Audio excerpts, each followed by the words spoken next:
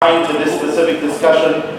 He received a master's in Hadith, and this has been his focal and focus for many years, alhamdulillah. And we are very glad and very fortunate and grateful to have him with us once again in this convention of ours.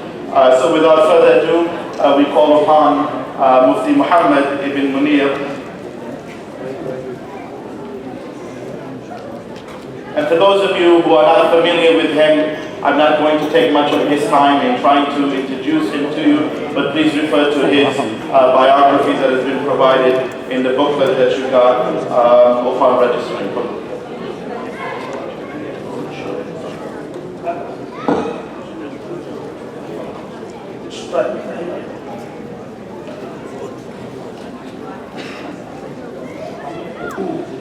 How much time do we have? 40 minutes. Okay, so 4 o'clock. Inshallah.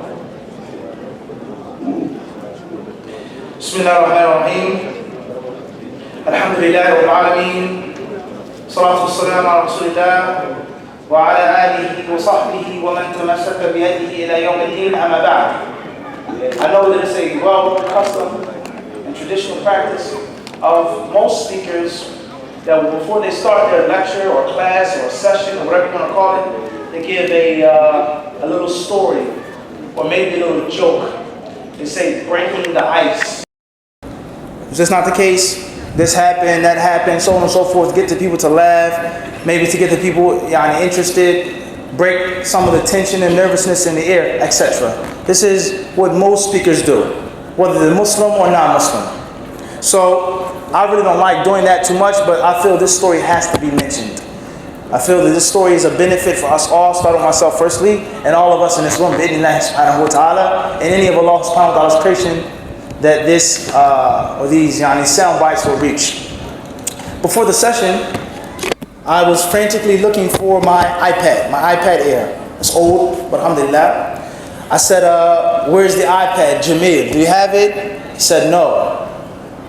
Nafis, so I called him. Do you have the iPad? Where's the iPad, Akhi? I don't have it. I left it with you, subhanAllah. Habib, where's the iPad? Atif Sheikh, where's the iPad? Ahmed, where's the iPad? Maybe you left it in the lunchroom. Maybe you left it in the bookstore, Dar es-Salaam. Maybe Mas'ud has it, my son. Maybe. Alameen, where's the iPad, Alameen? Look under your seat. It's reality. So, I try to keep my cool. Obviously, I have some things that I want to read from this, to share with you. And this is my beloved possession. Alhamdulillah, we have a relationship, we do. I just don't use my iPad, I live on it, and I love it. And there's no exaggeration in that. So I started to get just a little nervous. Okay, where's my iPad? Did somebody steal it? Nobody could have stolen it. Now if he says, no, I don't think that. He says, we don't want to think bad of any Muslim, no one would take the iPad. So phone call after phone call, I only got up 3, 4, 5, 6 times, walking back and forth. Maybe here, maybe there. Habib went up to the room. Where is the iPad? So as time went on, and the security and administration, and then J. Dow says, Mufti, you're on, iPad or not. You have to start your talk. Right or wrong? Am I making this up? He said, Mufti, can you do it without the iPad? I said, Inshallah, Bismillah. So I still was worried and bothered. So I kept looking around. Where's the iPad? Atif Sheikh. He said, khayran inshallah. And I said, let's leave it up to Allah. If it's decreed to come back, it's going to come back. And if it's stolen or misplaced, it's the will of God. That's what it says, the will of Allah subhanahu wa ta'ala. Qadr Allah. The moment, without any exaggeration, Allah is our witness, no exaggeration, I'm not trying to make you laugh. The moment Atif Sheikh said, khayr inshallah, and the moment I said, let's leave it up to Allah, leave it in the hands of Allah, we walked into the auditorium, it was smack dead in front of us on the water fountain. Literally. So what's the moral of the story, the lesson that we benefit is that the slave is poor and weak. Your physical strength, your intelligence, your cunning, what you have, what you don't have, in reality means nothing. Everything is up to Allah subhanahu wa ta'ala. And if it wasn't for Allah making things easy and facilitating them, they wouldn't be easy and they wouldn't be facilitated. As it states in a narration, one narration states that the Prophet ﷺ made this statement. Another narration says that it's the version of the statement of Aisha radiallahu anha, in which it says, Salallaha kulla shay'in hatta shisa an-na'il. It says, ask Allah for everything, even for your shoestrings. فلولا أن الله يسرها لما تيسرت أو كما قيل. If Allah wouldn't if Allah didn't facilitate your shoestring, you wouldn't have a shoestring. So there's nothing too big, too small, major or minute, except that Allah subhanahu wa ta'ala is the one who gives it to you, who facilitates it, and who allows you to enjoy it in this worldly life. So I thought it was something that is interesting. We looked, we searched, we called, we didn't find it. We left it up to Allah subhanahu wa ta'ala after the tawakkul. After we tried to find it. And then we said, khalas, this is in Allah's hands. Then it was brought to us. And the brother said, did you find the iPad? I said, no, I didn't find it. Allah brought it to us. So I just feel like it's something that we need a reminder of, especially in this conference. The beneficial knowledge that's being disseminated from this podium is only through, by, for, and because of Allah subhanahu wa ta'ala, inshallah. Khair, inshallah. Let's get started. Enough small talk. Let's start off with taking some questions, or not questions, but some participation from the crowd with regards to the 40 hadith of Nawawi. Before we mention what we have a few items, a few specimens. We want to, bi'idhnillah, see what you guys know about Nawawi and what you know about 40 hadith of Nawawi. So before I call on some brothers, maybe some sisters, do we have a volunteer from the crowd who can give me a piece of information with regards to Imam al-Nawawi and the book called the 40 Hadith? Do we have a volunteer from brothers or sisters? Do you have any volunteers? Nuruddin? Anybody else? Anybody want to participate? Bismillah. Go ahead, sister. She says that I think that the 40 Hadith of Nawawi actually contains or includes 42 Hadith. Right? Hey, ahsanti. Very good. Anyone else? This is a quick exercise. Quick. Abu Sa'id. He was born 631. He gives us a piece of information about the background and the history and the era of Imam al-Nawawi. Tayyib, ahsant. Anyone else? Before we move on, we'll always raise the right hand and never the left hand. Always the right hand. Bismillah. Imam al-Nawawi died when? He said he was 20 years old. He tells us that Imam al-Nawawi died at a very young age. That is a crucial piece of information with regards to his status and his book. Tayyib, ahsant. Anyone else before we move on? Tafadhal ya akhi. His book is a book of hadith that covers many aspects of life and of the deen. Khair inshallah. Tafadhal, Noor, nawarakallah.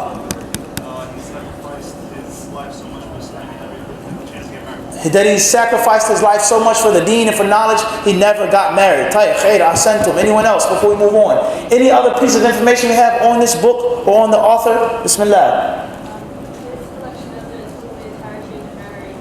His collection of hadith is summarized, it's brief. It does not mention, it does not include the asanid, the chains of narrations of the hadith. Ahsanti, very good. Anyone else before we move on? His kunya was Abu Zakaria. Ahsantum, in the back, red shirt.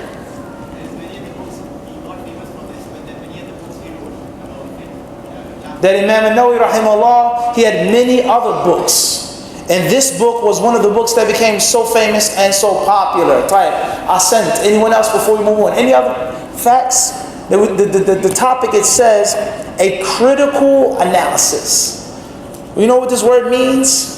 Those are two heavy words in the English language. One is critical, and second is analysis. That's not a simple basic talk. That's not a simple iman boosting lecture or faith. No. Critical analysis. So that means, as we would say in common urban terms, we're going to get to the nitty gritty. We're going to roll up our sleeves and dissect the book piece by piece. A critical analysis. So before we do that, I want to know how much you guys know about Nawawi and know about his book. Anyone else want the reward from Allah to participate in spreading beneficial knowledge of the Sunnah of the Prophet ﷺ? Tafadhal ya akhi. There are many explanations of the book, such as what? Give me one. Compendium of knowledge. Compendium of knowledge. By who? That one person. The man who raises his right hand or the sister who raises her right hand, that's what I'm speaking with. By who? Ibn Rajab. Tayyib. Very good. Ahsant. Anyone else? Habib. May Allah make you Habib to him. Ameen. There is a translation to the book. Tayyip. How many languages is the book translated in? We said critical, what? Analysis. Critical analysis. Naam, Ali Haidara? Critical what? Analysis. Then we have to break down everything in the time that we have. Fadal, Muhammad. Sheikh Muhammad. He died in Nawa, the area in which he died. What country is this place, Nawa, located? Syria. In Syria. Type. So he was from, or at least we say he died in Syria. That's a very important piece of his life. Anyone else before we move on? Anybody else? The first hadith is about actions of like. Narrated by who? Fine. Who collected it? Just Bukhari and others. Bukhari Muslim and others. The first hadith is these are only based or judged off of, or these are only judged or based off intentions. Ahsantum. Tayyib, anybody else before we move on with what we have? I want to hear from you, brothers. I want to benefit from you, bi'idhnillah. Tafadhal ya akhi. The second hadith deals with all of the dynamics of the religion. The hadith of who? Who narrated the hadith? Umar radiallahu anhu. And who collected this hadith? Who collected the hadith? Anybody who knows where can we find this hadith? The hadith of Jibreel. Tafadhal ya akhi. Bismillah. Umar ibn Khattab. Who collected it? What book of hadith can we find it in? In other words, brothers and sisters, before we get started in this critical analysis, we say that Nawawi's book is a summarized book. It's a book that has been chosen, the hadith are chosen and selected from bigger mother books. A Nawawi's book is not a foundation. It's a book that comes from the mother books of hadith. So when you're doing a book report or lecture or khutbah or Wikipedia article, you can't say collected by Nawawi in 40 hadith. No, that's a scientific mistake. You have to mention who originally collected the hadith with its chain of narration. With its what? Chain of narration. So where is the hadith of Jibreel collected? Where can we find this hadith? Tadal. Bukhari and Muslim. By Umar? Umar's hadith in Bukhari and Muslim? Anybody else? Tadal. It says Rawahu Muslim, collected by Imam Muslim. As a benefit, the hadith of Jibreel has been narrated by more than one companion, not just Umar ibn Khattab. Rather, the hadith of Jibreel has also been reported by Abu Hurairah, which is found in Sahih Bukhari. But the version that Imam Nawawi chose to select and mention was that of Imam Muslim, min afradi Muslim. Tayyib, ahsantum. Anybody else before we get started? Anybody else before we get started? Tafadhal ya akhi.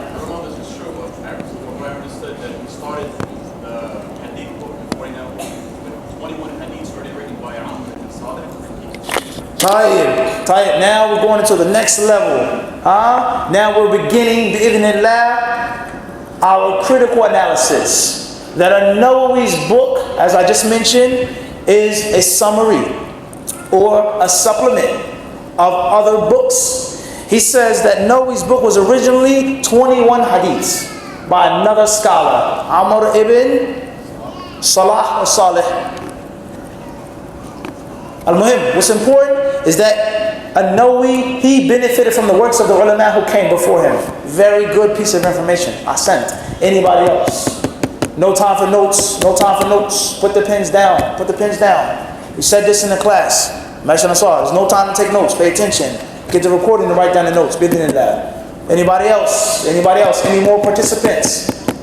What did Imam al-Shafi'i rahimahullah ta'ala say? How many Muslims attribute themselves to Imam al-Shafi'i today? I'm Shafi'i. I studied Shafi'i madhab. Shafi'i, the books of the Shafi'i madhab. What did Imam al-Shafi'i say? And how much respect and honor did he have for the people of hadith? Imam al-Shafi'i rahimahullah, he was given the title by the people of Mecca, Nasir al-Sunnah.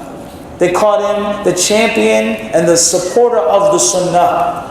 Because he was from the earliest fuqaha who had fame and prestige, who gave the people of hadith their due status. And Imam al-Shafi'i rahimahullah ta'ala, he also said, anyone that you meet from the people of the hadith, he says, إِلَّا فِي وَجْهِهِ نُورًا وَنُطْرًا. He says that he'll have light in his or her face. There isn't a student of hadith, there isn't a hadith disciple, except that there's going to be a nur in their faces. Because the Prophet ﷺ, he said, as Zayd ibn Arqam and Abdullah ibn Mas'ud, and over 25 companions narrated that the Prophet ﷺ said in the farewell pilgrimage, he said, نَظَرَ اللَّهُ رَجُلًا سَمِعَ مَقَالَتِي فَوَعَاهَا ثُمَّ أَدَّاهَا كَمَا سَمِعَهَا إِلَى آخِرِ الْحَدِيثِ. He said, may Allah brighten, may Allah illuminate the face of a man who hears my statement, memorized it perfectly, and passes it on as he heard it from my mouth. He prayed to Allah subhanahu wa ta'ala according to one interpretation of the hadith, and the second interpretation of the hadith is that he informed you that Allah will put brightness in the face of a student of hadith. So Shafi'i rahimahullah, when the fiqh issues came to him, and there was a hadith regarding it being halal or haram, he would say, وَفِيهِ حَدِيثٌ لَا يُثْبِتُهُ أَهْلُ الْحَدِيثِ. He says, in this issue, it's halal, it's haram, can a man marry his daughter from fornication, etc. A fiqh issue which is difference of opinion on. He said there's a hadith regarding that issue that the scholars of hadith don't say is authentic. In other words, Imam Shafi'i, he was a muhaddith, he was a scholar of hadith, but he had respect for the specialists. So this is the vibe that we want to produce in the nice subhanahu wa ta'ala, this contagious fever of respecting and loving the sunnah of the Messenger of Allah alayhi salatu wasalam. I'm not here to give you a lecture, I'm not here to talk on this podium, nice, no. I'm here to have an interactive class in the nice subhanahu wa ta'ala. Khair inshallah. Anybody else before we get started? Anybody else? Abu Sa'id, follow. His main study, his main field of study was hadith. Right. Anybody else? Anybody else want to participate? More sisters. There were many scholars of hadith that were women. Rather, the Prophet ﷺ's wife, our mother Aisha radiallahu anha, she was a master of hadith, in which many of the tabi'in who were men would go and travel far distances just to ask her from behind the curtain or without the curtain. Al-Muhim, they would ask her for the narrations. Anybody else before we get started?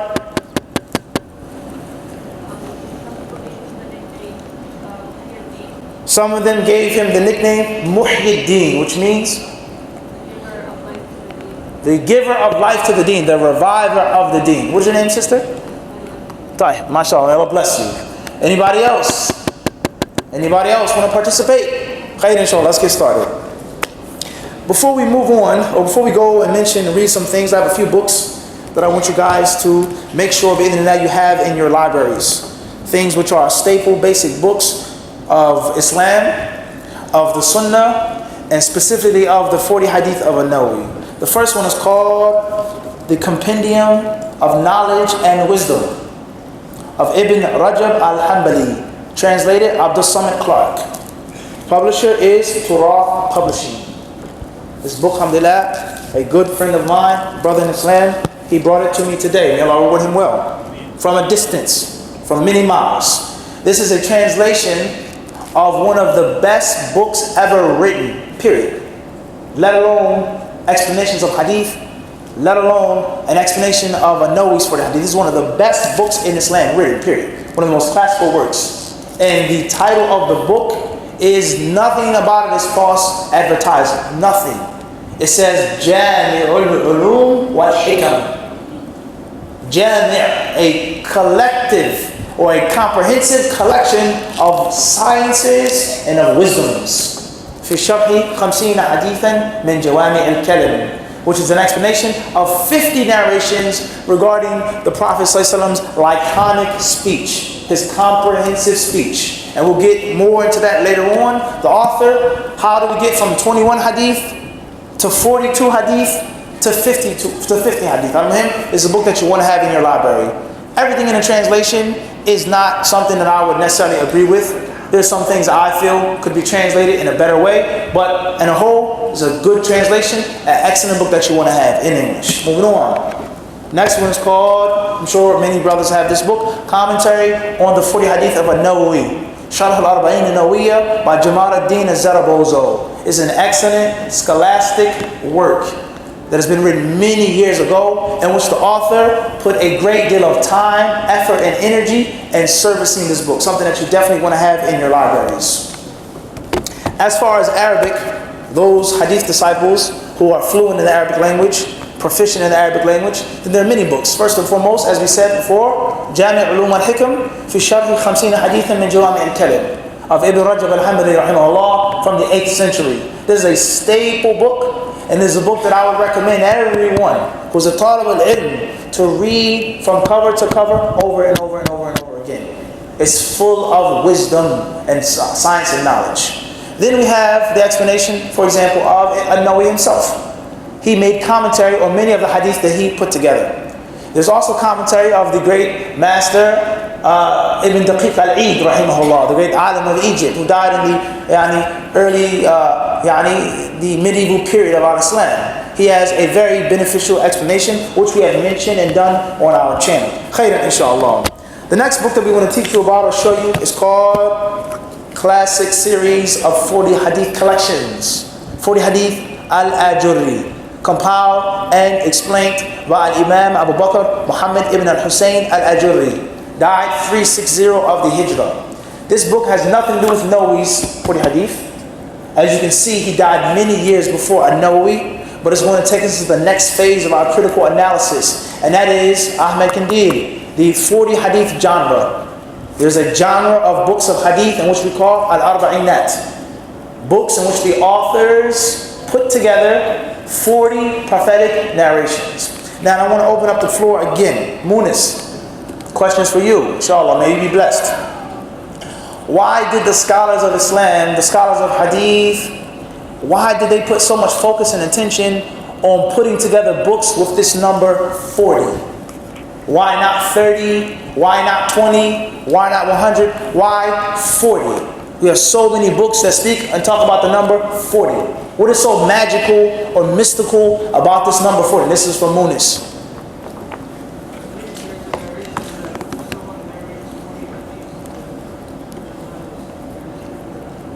Our brother Munis, Allah bless him, says, I believe that there is a narration that states that he who narrates or passes on 40 hadiths, he will go to paradise. Something like this. We say, Ahsanta, very good job and very good proper conduct in answering the question. He said, I believe. May be wrong, I may be right. But he said, I believe that there is a narration. Is the narration authentic? Is it da'if? Is it fabricated? He said what? A narration. This is from the asalib, the styles of the ulama. There is a narration that states, he who narrates 40 hadith will go to paradise, or something similar to this meaning. We say, first and foremost, the reason why the scholars wrote books on 40 or the 40 genre, so the following reasons. Number one is because of this narration.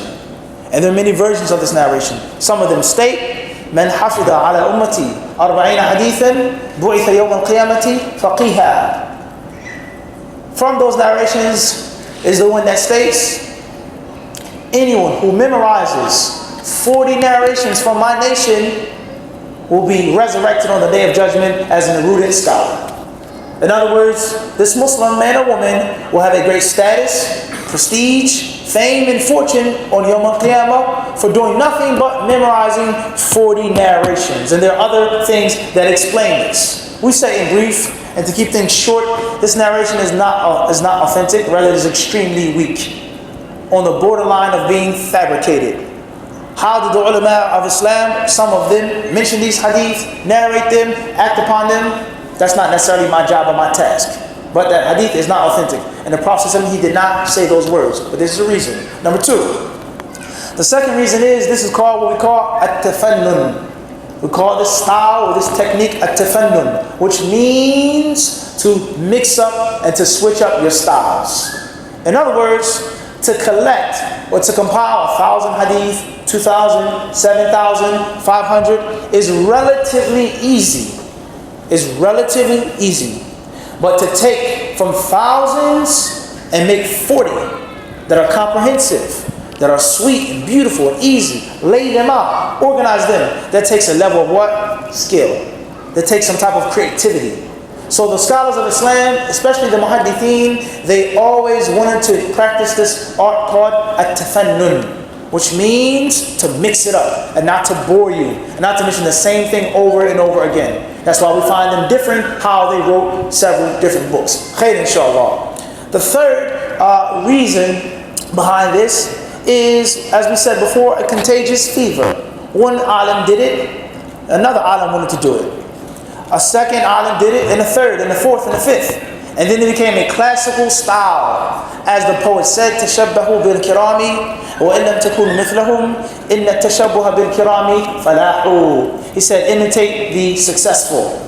Copycat the successful. You should be like the successful people, even if you're not like them specifically.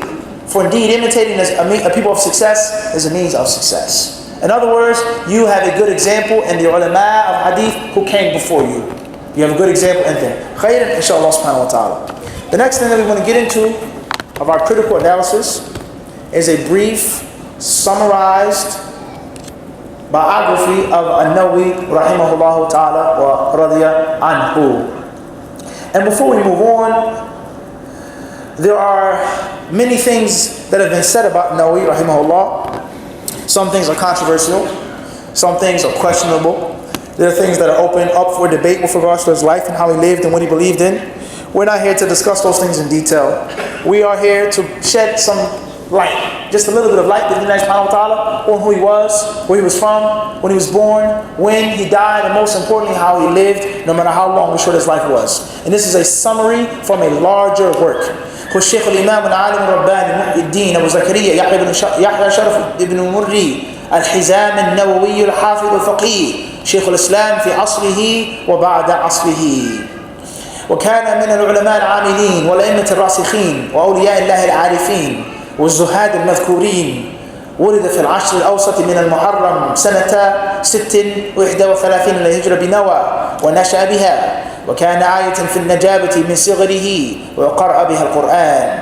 وقدم دمشق في سنة 49 فقرأ التنبيه في 4 أشهر ونصف. وحفظ الربع المهذب في بقية السنة. ومكث قريب من 2 لا يضع جنبه على الأرض. وكان يقرأ في اليوم 12 درسا على المشايخ شرحا وتصحيحا في مختلف الفنون. وكان حافظا لأوقاته عن أن تضيع في غير طاعة مراقبا لله عز وجل في حركاته وسكناته وخطواته وخطراته آمنا بالمعروف ناهيا عن المنكر. ومناقبه ومآثره لا تكاد تحصى. وقد أفردها تلميذه الشيخ علاء الدين بن العطار بتصنيف مستقل جمع فيه معظم أحواله. We say that Nawawi rahimahullah, he was the great scholar, the alim, Rabbani, which has a deeper meaning than just scholar, a deeper meaning than someone who's learned.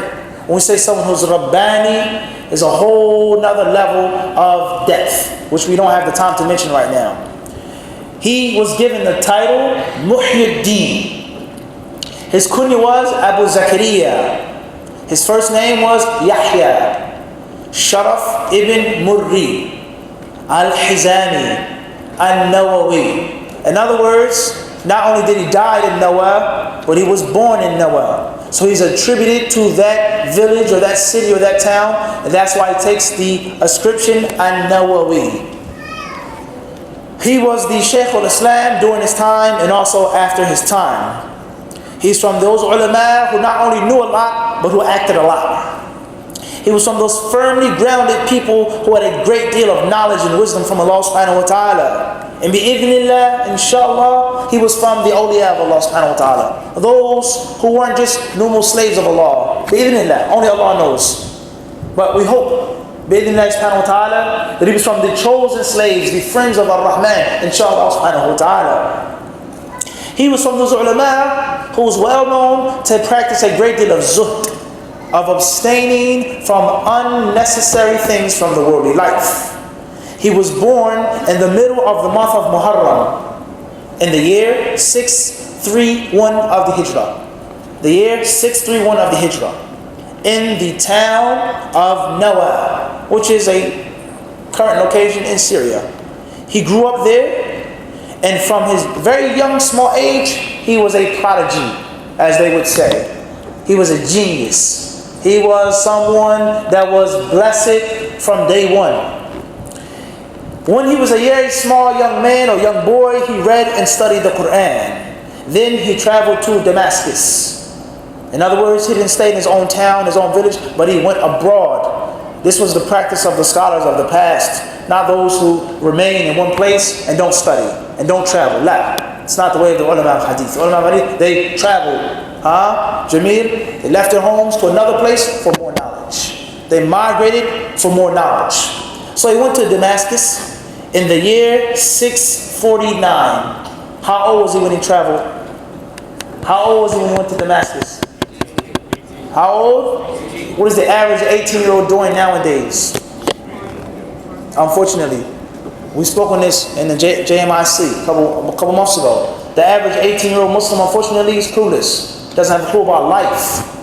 Not deen, not sunnah, not writing a book. The average 18-year-old today, Muslim and non-Muslim, doesn't have a clue about life. What do you want to be when you grow up? I don't know. What do you want to do when you finish school? What do you like to do? Video games, football, this, that, let alone other things that may not even be permissible. May Allah help us all. I know he was different. When he was a young man, he was determined and resolute to seek knowledge.